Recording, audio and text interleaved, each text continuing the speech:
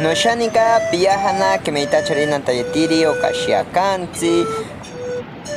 Bueno mis amigos, el día de hoy pues explorábamos el mundo antiguo y versus el mundo moderno. De hecho, estas experiencias las encontramos aquí en Runicho Kyoki para que puedas tener una idea cómo es la supervivencia día a día de mis antepasados. Y actualmente pues ya no vemos jóvenes que se dedican a este mundo de la pesca, de la caza y diversos tipos de cómo fue realmente la supervivencia de mis antepasados, y eso es lo que actualmente rescato. Sin embargo, viendo muchos factores que actualmente vemos, por ejemplo el tema de la contaminación, el tema de lo que es la depredación de bosques y muchas otras cosas que realmente afectó desde aquellas épocas.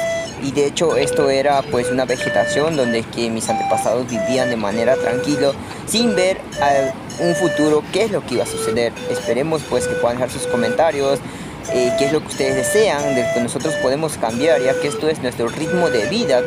Parte de proteger la flora, la fauna que hay aquí en nuestra querida selva central.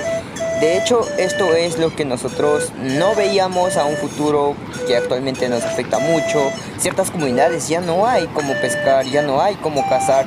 Sin embargo, pues ahora hay una manera de cómo nosotros podemos sobrellevar a través de las siembras agrícolas y otras cosas que muchas personas quizás no lo ven de esta manera, pero ahí estamos dando el primer paso, el inicio de cómo podemos hacer estos cambios para que nosotros podamos vivir de una manera tranquila, tanto nosotros como la vegetación, los animales y las plantas y los aves, con compañía de hecho lo que nos rodea. Entonces esto es una vivencia de la cosmovisión ashánica.